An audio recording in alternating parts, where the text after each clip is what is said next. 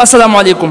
اسټیبلیشمنټ څه شی دی؟ کم از کم یو 15,000 کسانو باندې یو 1500 پیرې تپوس وکړو چې دا اسټیبلیشمنټ دی څه شی. په نیوز کې بار بار اورئ، خبرونو کې د سیاستدانانو د خولې نه اورئ، په دکان کې چې اکثر 2 کسان ناست دي د ګلاب شیر په دکان کې یو بل سره ډسکشن کوي، نو هغوی م اکثر وایي یاره اسټیبلیشمنټ داسې یو اسټیبلیشمنټ هغه دی. اسټیبلیشمنټ دی څه شی؟ ته لومبی زما یو مثال واوره. په کلو کې اکثر خلکو د خپل د کلي د غم ښادۍ د هغې د مسایل حل کولو دپاره تنظیمونه جوړ کړي. نو چې د چا په کلو کې تنظیم شته دی هغه زما په دې مثال باندې ښه پوهېږي. یا تنظیم هم پرېږده، وزه جومات به راوالو، اوس به پرې ټول پوه شي. جومات خو په هر کلي کې دننه شته دی که نه، نو په جومات کې خلک مونځ هم کوي او اکثر د خپل کلي مسایل هم د جومات نه حل کېږي. د مونځ نه بعد پاسې اعلان وشي هلکه په کلي کې دا کار کول دی، دونه راټولې کوي یا دونه کسان راشئ محنت وکړئ. اوس خبره واوره، عموما دغه تنظیم دی یا دغه جومات دی کوم ځای نه چې د کلي دا مسایل حل کېږي او په هغې کلي کې 200-300 خلک دي. تاسو ټولو به دا ابزرو کړي چې په دغه کې یا 4 یا 5 کسان داسې چې هغوی کومه خبره کوي منلی کېږي. هغه وجه دا چې په دې 4-5 کسانو کې دا یو صلاحیت موجود دی چې هغه د دې خلکو د خولې نه وغواړي نه وباسي نه ترې ایستلی شي چې هلکه د دې کار کې نقصان دی دا څیز نه کوو، کو او غواړي او ترې ایستلی شي، د دې کار کې فواید دي دا کول غواړي. نو دا ښکته چې کوم ناست دي دوی سره سر خوځوي او نه. نو اصل کې دا جومات یا دا تنظیم خدای د ټولو د مسایل د ټولو دي، خو دا کنټرول صرف د 4-5 کسانو په لاس کې دی. همدغه خبره چې کله ته راوالې که نه دا کوم چې ستا په دې کامن ابزرویشن کې شته دی، دا چې کله ته راوالې او په سټیټ باندې اپلای کې، په ریاست باندې اپلای کې، نو یاد ساته دا یو د برطانیې د برټش یو جرنلسټ و چې د هغه نوم او هنری فیرلی. دی هنری فیرلی اصل کې دا ټرم اسټیبلیشمنټ قایم کړی او جوړ کړی او د ده مطابق چې په یو سټیټ کې خو ښکاري تا ته چې ډیموکراسي ده. ډیموکراسي مطلب جمهوریت مطلب دا چې د دغه ځای جمهور عوام څه غواړي هغه به کېږي، فیصلې د عوامو کېږي. خو اصل کې خبره داسې چې په دې کم سټیټ کې ته وایې چې ډیموکراسي د عوامو فیصلې کېږي، نو هنری فیرلی وایي چې نه، په زیاتره حالاتو کې په دغه سټیټ کې یو خاص ایلیټ ګروپ یو خاص قسمه ګروپ او هغه ګروپ چې کومه فیصله کوي نو په سټیټ کې هم هغه فیصلې کېږي، خو د هغوی فیصلې په دې طریقه باندې چې هغې په دې عوامو باندې مني. نو عوامو ته داسې ښکاري چې یاره دا فیصله مونږ کومه کوو، نو دا فیصله کېږي. مطلب ټول حق زنده‌باد او مرده‌باد والي که نه هم د هغوی د لیډرانو په ترو باندې خبره هغوی ته رسي. نو چې ورسي نو هغوی ورسره متفق شي، نو هغوی ته خو ښکاري جمهوریت، خو اصل کې عمده خبرې، عمده مسایل، عمده پالیسیز، عمده قوانین دا خاص قسمه ګروپ کنټرول کوي. اوس چې دا خاص قسمه ګروپ کم کنټرول کوي دغه ګروپ ته موږ وایو اسټیبلیشمنټ. هنری فیرلی دی وایي چې په دې کې څه خاص قسمه خلک راځي. خاص قسمه خلک کم دي؟ ګوره ورته. نمبر 1 هغه وایي چې په دې کې د میلیټري د خاص خلکو ضرورت دی، ځکه چې د میلیټري سره د پاور د هغې پاور د استعمال په ترو باندې دوی پالیسیانې او قوانین جوړولی شي. خو د میلیټري خاص کسان چې کوم سنټرل پاورز دي دا یوازې نشي کولی، نو د دوی سره بیا میلاویږي ورسره پالیټیشنز، سیاستدانان ښکاره خبره ده، قانون چې جوړوي او دستخط کوي خو د سیاستدان سړي کار به پالیسي به هغه جوړوي که نه، یو خبره.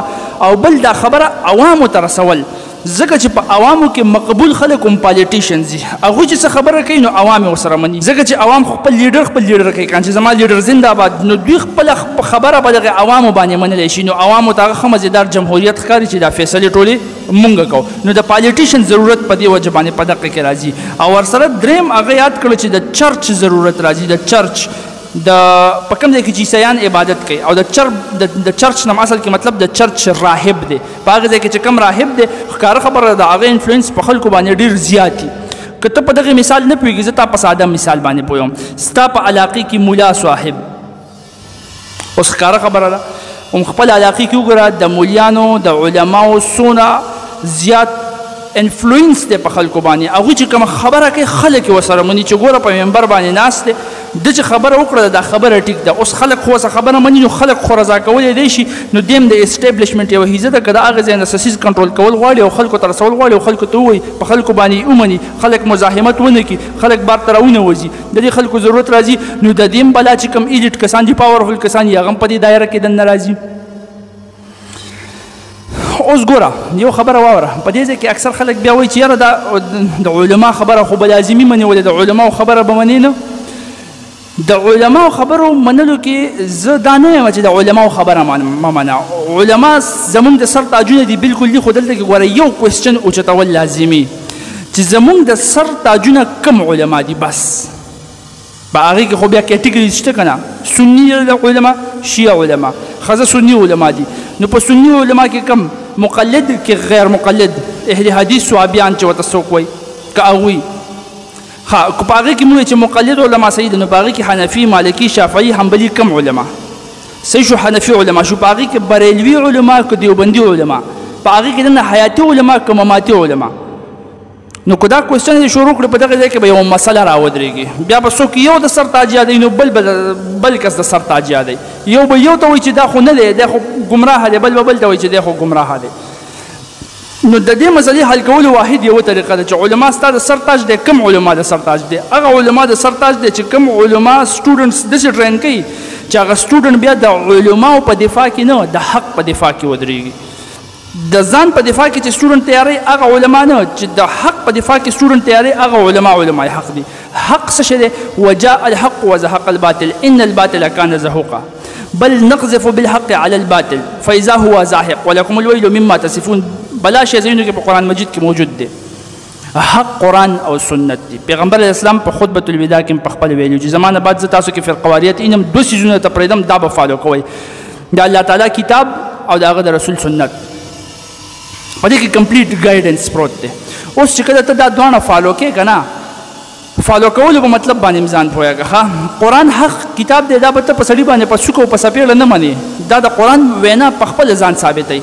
نور چې راښکاره شي په ګوته باندې نه پټېږي. دومره غټ علم په دې قرآن کې پروت دی که نه، خو چې په دې باندې څوک ځان پوهه کړي که نه، هغه حق بل ته رسولی شي. په پښتو کې چې دا کم متل دی دا ډېر فضول متل دی. کم متل وایي ګوړه ګوړه وایه خوله به دې خوږېږي. ته 50 لاک پیرې ګوړه ګوړه ووایه ستا د خوله خوږه شي. تر څو پورې چې تا ګوړه خوړلې نه وي ستا خوله نه خوږېږي. دقه شانته کې که ته وایې چې قرآن حق دی حق دی حق دی صرف وی، دا خبره ستا ذهن ته نه کوزېږي. ستا ذهن ته به کله کوزېږي چې کله ته دا قرآن په خپله وګوري او سټډي کې، ستا ذهن ستا حق الیقین ته به دا خبره کوزه شي. بیا یې چې ته بل ته کله پرچار کوې که نه، د هغه هم دې زړه ته دا خبره کوزېږي، پوهېږي چې یاره دا خو حقیقت دی، بالکل 2+2=4 دومره واضحه حق دی دا. نو حق وررسي. نو حق خپل ځان ښکاره کوي، د ریالټي د صحیح لارې صفا پته لګي. هله چې کله سړی قرآن او حدیث وګوري، نو چې کوم علما سړی د دې حق دپاره تیاری او د حق په دفاع کې ودرئ، د ځان په دفاع کې نه، هغه علماء حق دي. زمونږ د سر تاجونه دي. باقي خو د مولانا رومي خبره وه، د مولا نصرالدین خبره وه، داسې د هنري فرل خو خپل چرچ یادوي، درباري مولا چې څه ته وایي یا درباري د چرچ راهب چې څه ته وایي. نو هغه بیا د اسټیبلیشمنټ حصه راځي. اسټیبلیشمنټ په خپل کارونه کوي، صحیح شو، یو خاص ګروپ د خپل کارونه کوي. اوس په دې درې واڼو کې د ده سره طاقت شته، د خلکو ته خبره رسولی شي، قانون جوړوي، د په خلکو باندې اثرانداز کېږي. خو بیا هم یو خصوص پاتې دی د کار کولو لپاره، چې پیسې نه وي که نه کار نه کېږي. د کار کولو لپاره پیسې لازمي دي. په دې وجه باندې چې کوم مشهور انویسټرز دي، ټریډرز دي، بزنسمین دي، چې څه ورسره دلته کې لیکي بزنسمین لیکلی شي، ټریډر لیکلی شي، هر څه لیکلی شي، دا هغه خلک دي چې دوی پیسې پرووایډ کوي او په بدل کې به دوی له هغه پالیسیانې او هغه قوانین جوړېږي چې دوی ته فایده وي. نو دا قسمه ایلیټ کلاس ګروپ چې راټول شي که نه، دوی خپلې خبرې په دې سټیټ کې په خلکو باندې منلی شي او خلکو ته دام ښکاره کولی شي چې دا خبرې ګوره ستاسو د مرضۍ مطابق شوي دي. نو هغه سټیټ ټول بیا دوی کنټرول کوي، سټیټ د دوی په ترو باندې چلیږي. نو دغه ګروپ اف خلکو ته بیا موږ اسټیبلیشمنټ وایو. دا سیز هنري فارلی وایي چې هغه یو برټش جرنلیسټ و. په خبره باندې پوه شوي. اوس خو تاسو کتلي کله چې د ډونالډ ټرمپ خلاف په امریکا کې مظاهرې شروع شوې، نو ډونالډ ټرمپ به یو ټرم وي، د هغه ټرم دا و ډیپ سټیټ. ډیپ سټیټ اصل کې سټیټ ودن سټیټ، په ریاست کې دننه بل ریاست د دې دپاره استعمال شوی یو ټکی دی ډیپ سټیټ. د ډیپ سټیټ مطلب دا دی چې تا خو ځان یو ریاست جوړ کړی چې یاره دا زموږ ریاست دی، خو اصل کې په دې ریاست کې دننه خاص قسمه خلک د ریاست هغه دی، هغوی چې څه غواړي هغه به دلته کېږي. ډیپ سټیټ. نو ډونالډ ټرمپ به وایي زموږ خلاف چې دا کم خلک مظاهرې کوي، نو دا اصل کې ډیپ سټیټ د سټیټ ودن سټیټ دی. نو د عوامو رای نشته دی، د باراک اوباما او د هغوی د پارټۍ رای ده، هغوی چې څه غواړي هغه به کېږي او دا سیز ختمول غواړي. هغه به خپل خلک په دې طریقه باندې سم موټیویټ کول، سم په جذباتو کې بیا راوستل چې ګورې غلامي ونه کوي. خبره به ستاسو منلی کېږي چې کوم تاسو وایي، تاسو ریاست یې هغوی ډیپ سټیټ دی. نو اصل کې ډیپ سټیټ په کوم ځای کې جوړیږي چې په کوم ځای کې سټیټس کو چلیږي سټیټس کو څه شی دی سټیټس کو دې ته وایي چې یو کار روان دی که نه هغه هم هغه شانته کې روان وي څه چینج پکې نه راځي لکه که موږ په پولیټیکل ساینس کې دا ټرم استعمال کړو دې مطلب دا دی چې خاص قسمه سیاستدانان دي په ملک کې دننه او د مودو راسي هم هغوی حکومت کوي هم هغه سیاستدانان واپس راځي څه چینج نشته په دې ملک کې ولې پوهه خلک نور کم دی یا خلک نور په سیاست نه پوهېږي یا په دې کې د کار کولو والا خلک نشته خو نه هغه خلک واپس راځي نو د دې مطلب دا دی چې دا اصل کې سټیټس کو ډیپ سټیټ د ټولو نه سپورټ کېږي په دغه سټیټ کې دننه یو سټیټ شته دی چې هغوی سپورټ کوي او هغه ډیپ سټیټ به کله راودرېږي چې کله په دې کې یو پاورفل اسټیبلیشمنټ دننه په دغه سټیټ کې موجود وي نو اصل کې اسټیبلیشمنټ همدغه یو ځینې خلک ایلیټ پاورفل خلک چې کم سټیټ د شانه کنټرول کولی شي او په سټیټ کې خپل پالیسیانې او قوانین چلی هغې ته وایي اسټیبلیشمنټ په خبره باندې به پوهې شوي جزاکم الله خیر واحسن الجزاء